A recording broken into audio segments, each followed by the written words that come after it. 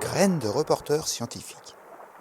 Une série de podcasts sur les enjeux de l'océan réalisés par des élèves francophones du monde entier, en partenariat avec la Fondation Tara Océan, le Centre pour l'éducation aux médias et à l'information, le ministère de l'Éducation nationale et de la jeunesse et l'Agence de l'enseignement français à l'étranger. L'autre jour, j'ai vu sur TikTok comme quoi une baleine s'était échouée sur une plage. Ah ouais? Comment elle est morte? Eh ben figure-toi qu'elle est morte en ingérant du plastique. Quoi? Y a tant de plastique que ça dans les océans? Bah ouais, il y a beaucoup de plastique dans les océans. Si tu veux, on peut aller voir un scientifique pour en savoir plus. C'est parti. Le plastique passe-t-il des oubliettes à notre assiette? Un podcast des élèves du collège Fontcarrade à Montpellier.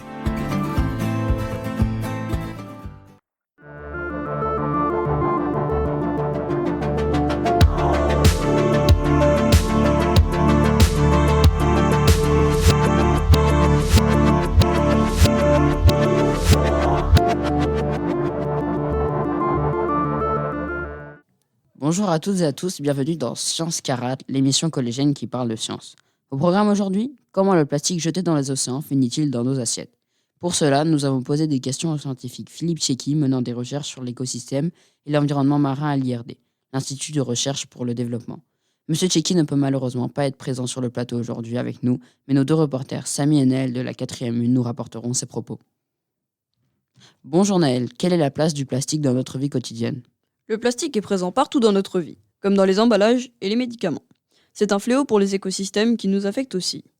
Nous jetons du plastique dans la nature, les animaux le mangent, et le plastique est rejeté dans les océans. Quelle quantité de plastique est rejetée chaque année par les hommes dans les océans à l'échelle mondiale? Philippe Tchéky nous a expliqué que chaque année, 8 à 10 millions de tonnes de plastique sont jetées dans les océans. C'est l'équivalent d'un camion poubelle de déchets jetés dans la mer chaque minute. Est-ce dangereux pour les écosystèmes et à quel point? Selon Philippe Tchéky, à partir du moment où le plastique est dans l'eau, il va, à cause de la corrosion, se transformer en microplastique, puis en nanoplastique. Par exemple, il y a 240 000 nanoplastiques dans 1,5 litre d'eau en bouteille, et ces nanoplastiques se retrouvent dans les océans. Que deviennent ces nanoplastiques? Bien évidemment, ces nanoplastiques ne disparaissent pas. Toutes les espèces d'oiseaux marins européens ont déjà ingéré le plastique présent dans les océans. Les poissons comme les sardines, elles aussi ingèrent du plastique. Elles n'auront ensuite plus faim, alors que le plastique ne leur aura pas procuré l'énergie nécessaire pour vivre. Elles vont donc mourir. Et du coup, y a-t-il des conséquences pour l'être humain? Philippe Tchéky nous a expliqué que le plastique est présent partout dans ce que nous mangeons. En respirant, nous ingérons du plastique qui finit dans notre organisme, comme chez les sportifs pratiquant à l'extérieur qui ont du plastique dans leurs poumons. Monsieur Tchéky nous a également rapporté que 5 femmes enceintes sur 12 ont du plastique à l'intérieur de leur placenta. De plus, par semaine, nous mangeons l'équivalent d'une carte vitale en plastique, soit 5 grammes. Mais 5 grammes, c'est énorme.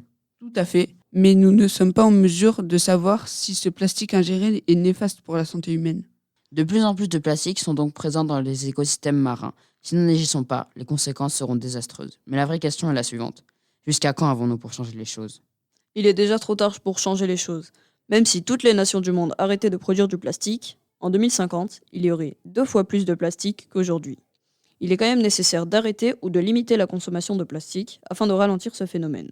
Et du coup, que faire? Durant la COP27 qui a eu lieu cette année, une solution a été proposée. Les 3 grands R. Mais vous allez me dire, qu'est-ce que c'est? Ce sont les majuscules des gestes pour espérer améliorer la situation. Réduire, recycler et réutiliser. Merci à Naël et Samy d'être venus aujourd'hui avec nous sur le plateau et merci à Monsieur Tchéky d'avoir répondu à nos questions. Merci à vous d'avoir écouté et à la semaine prochaine.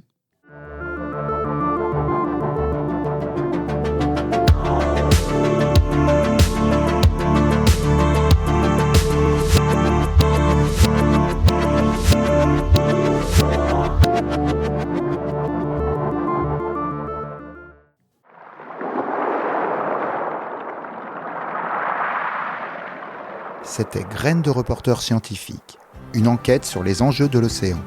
Retrouvez tous les podcasts audio et vidéo sur la plateforme lesdessous de l'océan.fondationtaraocéan.org.